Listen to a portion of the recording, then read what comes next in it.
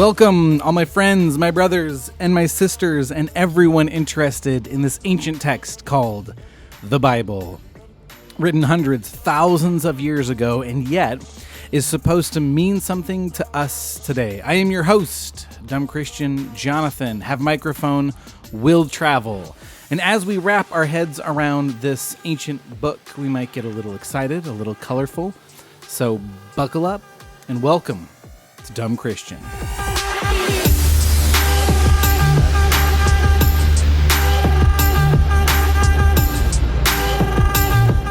Today we're going to look at a book in the Bible about a non-Israelite. It's the only book in the entire Bible written about and dedicated to a Gentile, a pagan, a Moabite princess named Ruth.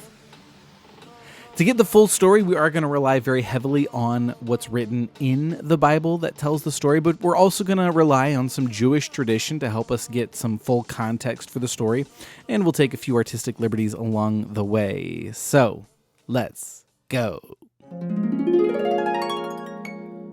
Once upon a time, there was a land flowing with milk and honey, abundant in natural resources, the home of the God-fearing Israelites. But a plight came across the land and famine swept across the nation, leaving families destitute.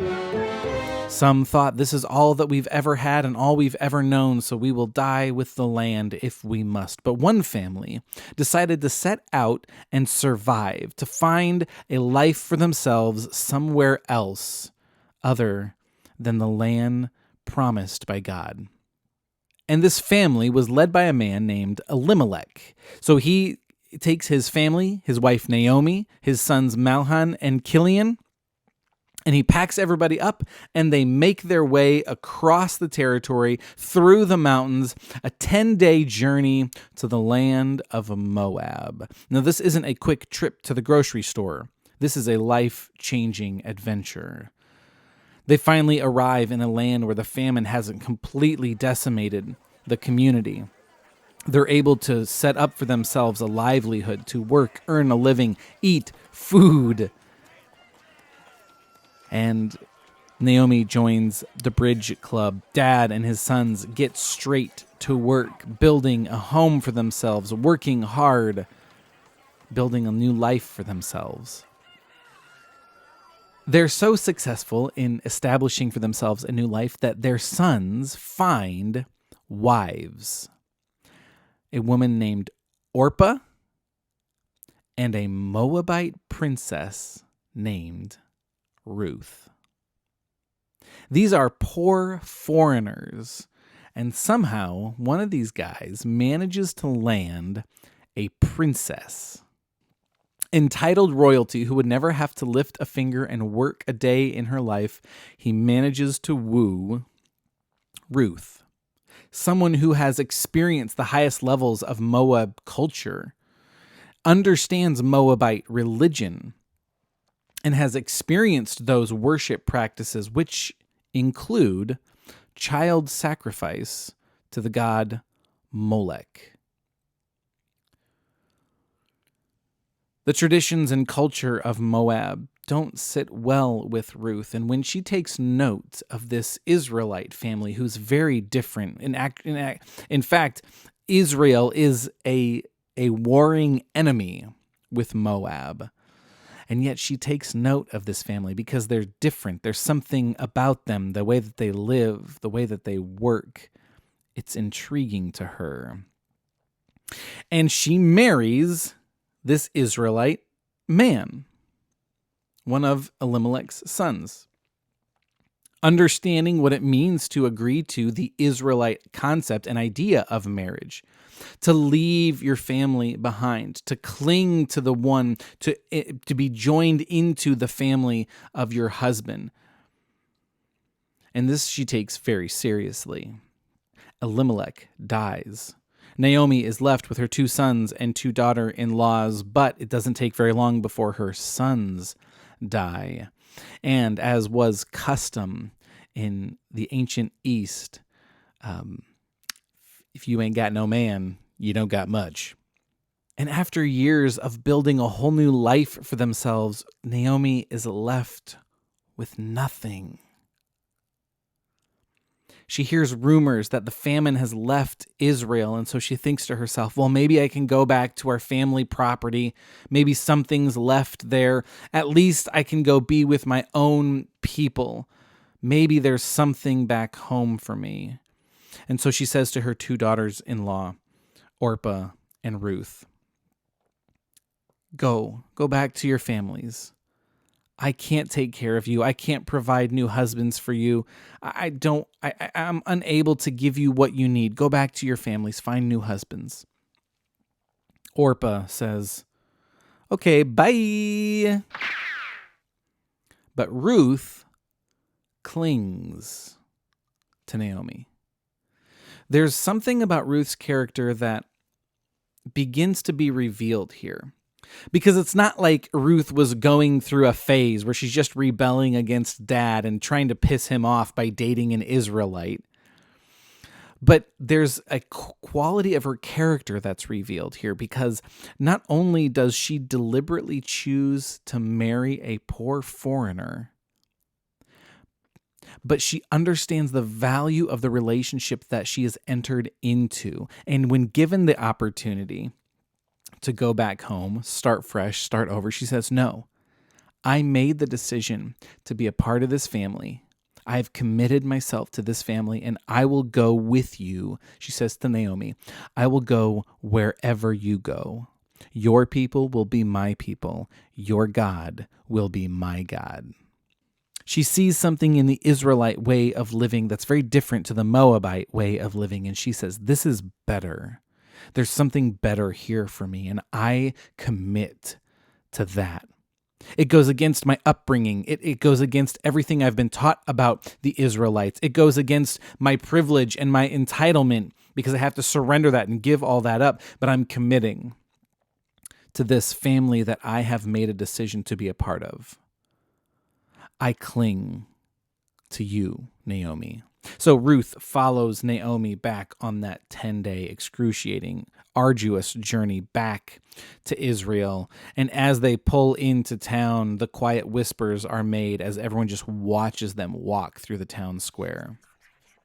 Oh my goodness, that's Naomi. Where's Elimelech? Where are her sons? Who is this Gentile woman she has with her? And rumors begin to spread. Gossip is like wildfire. They make their way back to the old Elimelech homestead. It's been abandoned for years. There's a pile of old newspapers and junk mail piled up in front of the door. And they walk in, and immediately Naomi, who came in hopes to escape the despair that she found herself in back in Moab, is immediately greeted with memories of her little boys running through the halls and the ways Elimelech used to fix and repair the cupboards, used to work in the garage, and she can see all those things just come flooding back. And the courage she had to come home immediately vanishes. And she finds herself worse than she was when she left Moab. Her friends, quote unquote, come up to see how she's doing. We brought you a casserole bake. How are you doing? We heard the rumors about Elimelech and your sons, and that you have with you a Gentile. What's going on, Naomi? And Naomi, whose name means pleasant, says, nah, I'm done with that shit. Life is just a cluster of bitterness, so just call me Mara, which means bitterness, because that's all life is. It's just a bunch of bitterness, and that's who I am. And Naomi isn't fun anymore. She's not the life of the party at girls' night out, or at the coffee house, or at the book club. She finds herself in this deep, dark despair. But you gotta eat. A woman's gotta eat, so it's all that she can do to just get up and get out of bed in the morning, and she puts on her work outfit, trying to muster up all the strength and energy she possibly can to face the day. And Ruth stops her and says, where do you think you're going, lady? And Naomi says, well, we've got to eat. And Ruth says, I'll do it. Remember, this is an entitled Moabite princess. I'll work. Tell me what to do, and I'll go do it.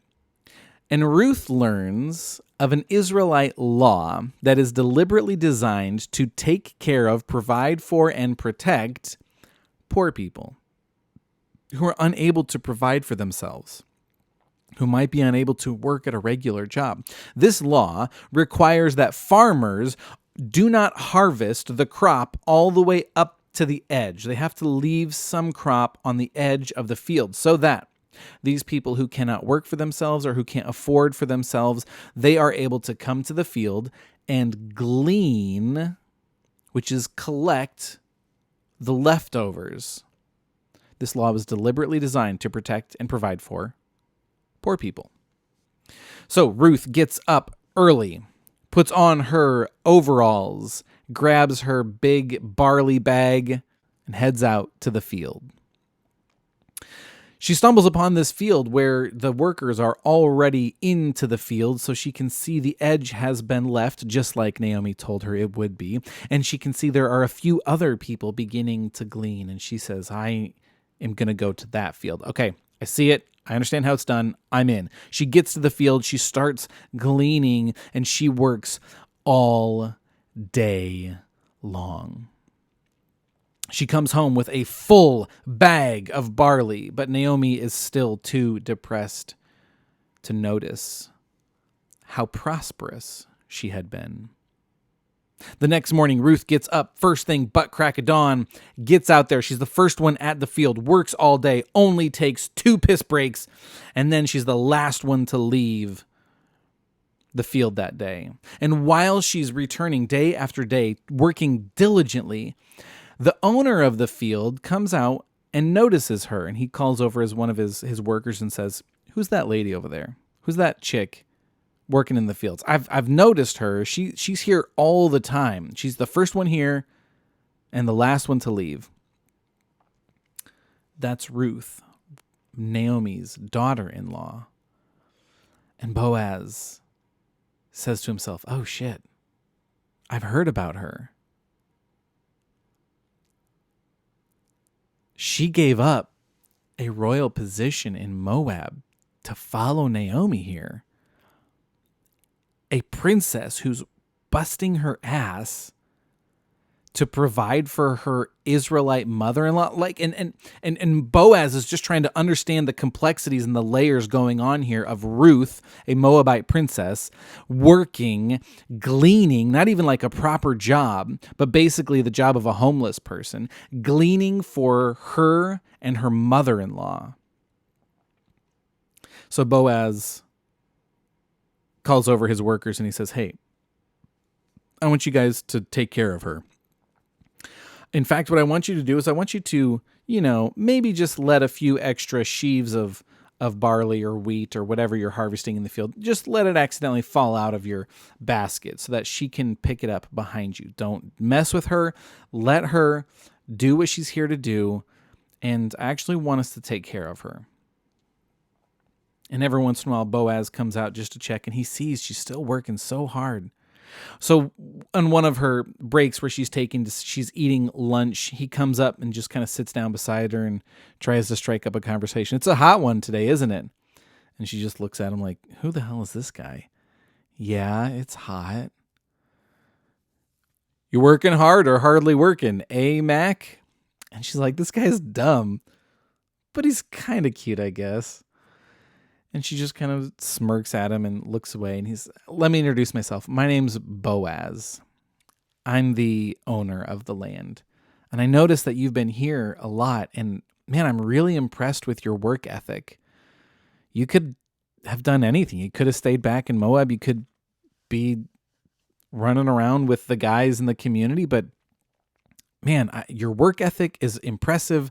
And the fact that you're doing it to take care of yourself and your mother-in-law is just beyond me. It's incredible, really. I think you're incredible."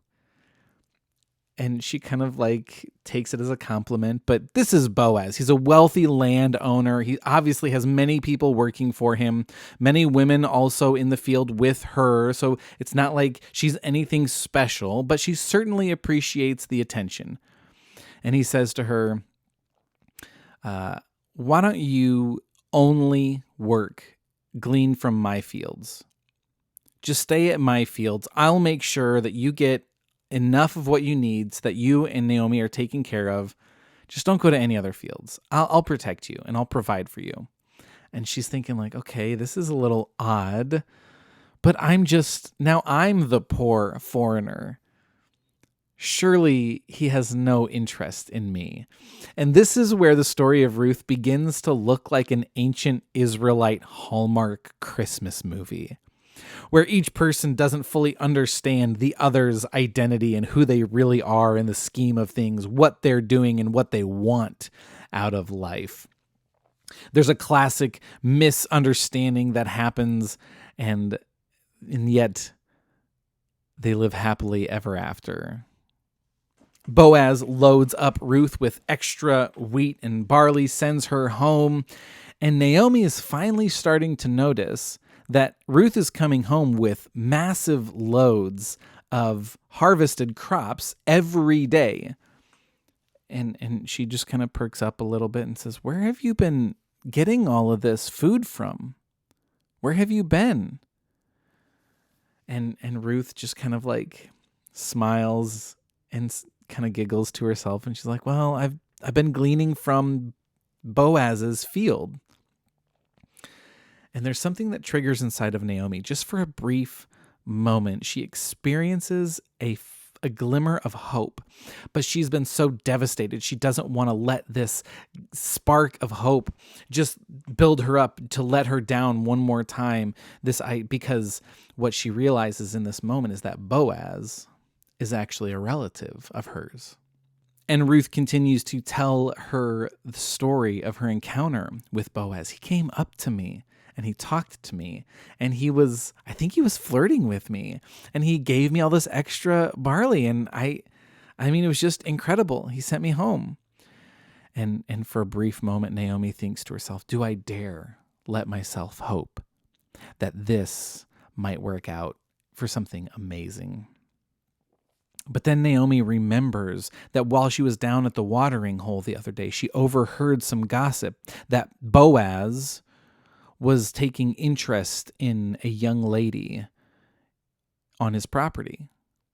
And Naomi begins to make some connections between the story she heard from Ruth and the gossip that she heard downtown. And she begins to wonder herself, is there something here? Is there something? Do I dare let myself hope that life could be pleasant again? And she looks up at Ruth, and Ruth is just glowing with this childlike enamor at the thought of Boaz. And so Ruth learns about another Israelite law, the law of the Kinsmen Redeemer. This law is designed to protect and provide for widows.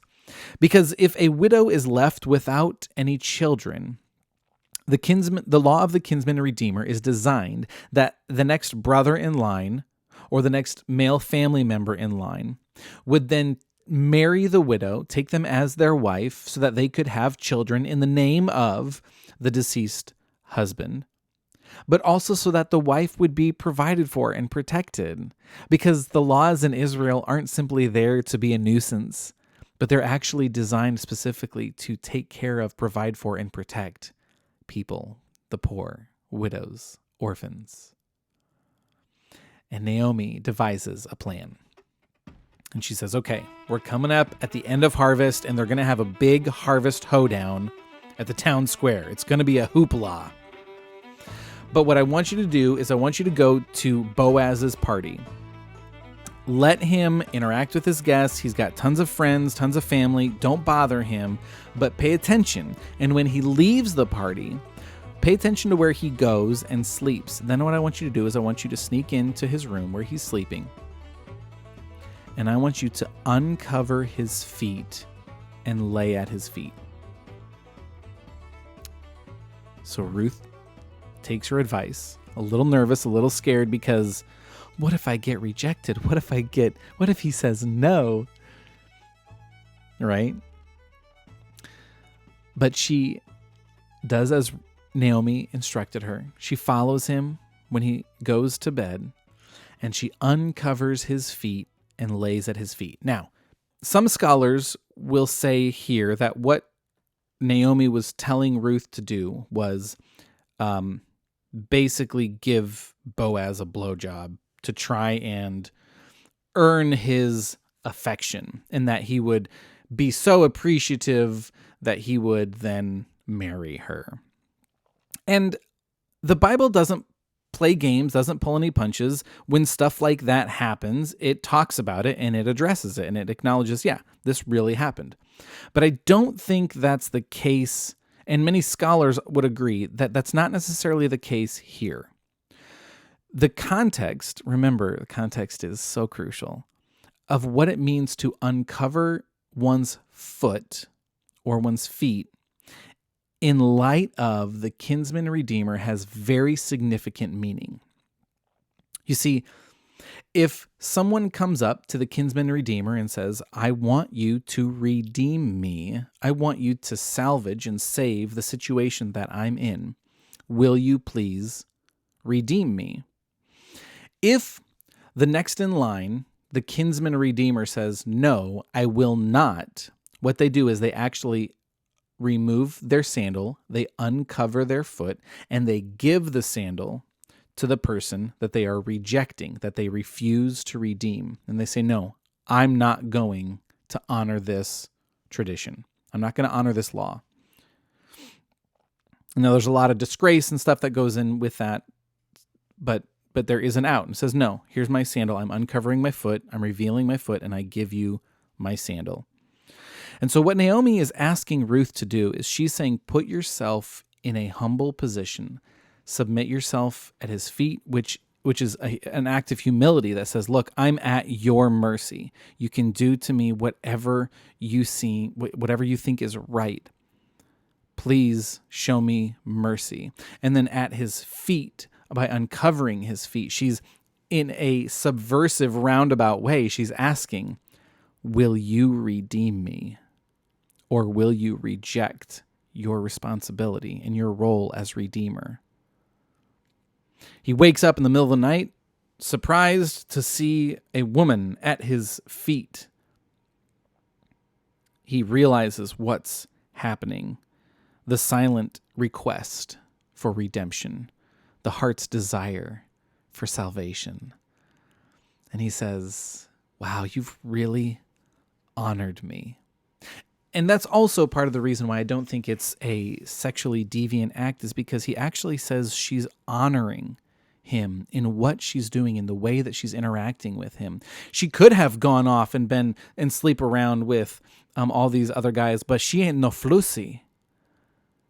She's an honorable woman who has a strong work ethic, a strong moral code, a desire to know the God of the Israelites and to live in that community that worships Yahweh. And he says, I'll tell you what, I am definitely down to redeem you. However, there is one person who's next in line, Carl. So I'll tell you what I'll do. You go home to Naomi. Don't tell anyone about our meeting here. You go home to Naomi. I'm going to go to the town square first thing in the morning, and I'm going to find Carl, and we're going to talk about this. We're going to sort this out, and we'll get it taken care of ASAP. Promise. Ruth returns to Naomi elated. Naomi is still a little reluctant to get too hopeful and too excited. She said, how did it go? And Ruth is just bubbling and overflowing. He really likes me. He said he wants to redeem me. He wants to marry me. But he said there's someone next in line before him that has needs to be given the opportunity to redeem me first. And Naomi thinks for a second, who? Ruth says, he said Carl. Carl. he's kind of a dirtbag and lazy. He doesn't really do what he commits to do, so it shouldn't be a problem. Boaz will take care of the situation. I really think this is going to work out the way you want it to work out. So just have faith, Ruth. Faith that the God of our people is going to take care of you. And Naomi begins to feel pleasure in Ruth again, in her family, in hope that maybe life can be pleasant. Life can be Naomi one more time. Meanwhile, Boaz is in the town square looking for Carl. Carl shows up. Boaz says, "Hey, yo, Carl, let me have some words with you. You remember Elimelech, right? Oh, yeah, good guy, good guy. Too bad he died among the pagans. Am I right, guys?" Boaz, yeah, okay, great. Well, his property is just sitting there. No one's managing it. No one's taking care of it. And technically, you're in line. You're first up to redeem his land and his house and all that goes along with that. And Carl says, "Oh, yeah, sweet. I'm in. I'll redeem it. I'll take over all of his property and his land, and I'll manage all that." And he's thinking to himself, "Sweet, I just expanded my business reach, and I'll be sipping mint juleps kicked back in the sun in no time. Yeah, I'm in." And Boaz says, "Oh, okay. But just so you know, if you are going to redeem the land and property and his inheritance, you also acquire for yourself as wife Ruth the Moabite." Instantly, Carl says, "Oh, shit. You know what? I forgot. I can't. I have this thing going on, and I'm really booked out, and I'm really busy, and I'm sorry, but I just remembered I can't redeem the property and the heritage, the inheritance, or take Ruth as a wife. Sorry, I just remembered I can't do it." Carl takes off his sandal as a public declaration that I am rejecting the responsibility of redemption here. And he gives it to Boaz, and Boaz says, "Yeah, I'll redeem them." Boaz redeems the family property, the family business, and the family itself, and marries Ruth. And their character qualities are the key to why there's an entire book written just for and about Ruth, a Moabite, a foreigner. Because although God is using Israel to bring about the Messiah, he's not exclusive. He's not just worried about whether or not you have the right last name, if your skin's the right shade of olive, if you grew up in the right neighborhood or got the right degree. What he's worried about, what he's concerned about is, do we have a heart like he does? An attitude towards morality and ethics and virtue and what's right and wrong and good like he does. Because Ruth displayed that. She's got a heart like God's heart.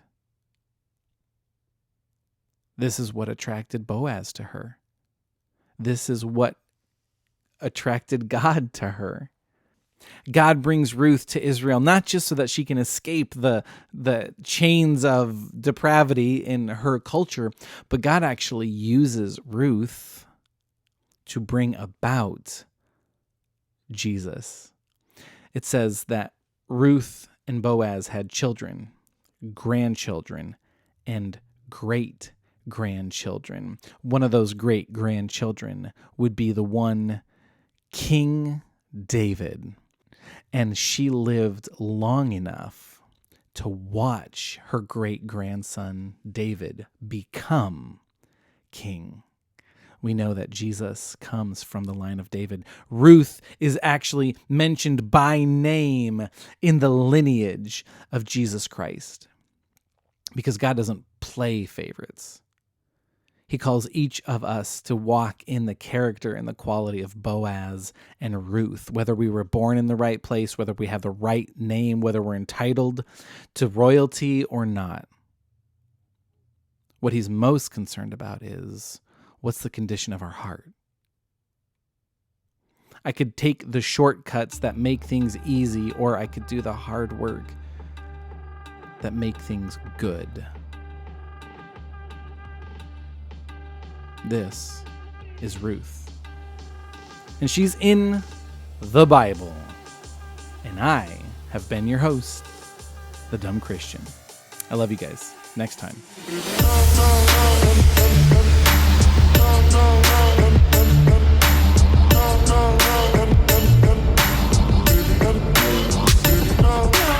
Guys, thank you so much for joining us on Dumb Christian and taking a bird's eye view look at the book of Ruth. Eventually, as we come up to Ruth, we'll go through it again in a little more detail. We'll kind of explore some of the things that are happening in Ruth. But for now, suffice it to say that this is a story about a woman who has a heart after God's heart. A grandmother, a great-grandmother who taught David how to have a heart after God's heart as well. Hit the like, subscribe, ring that bell, and you'll be hearing it for weeks. Share this with your friends, family, so we don't go it alone. I love you guys. Catch you later.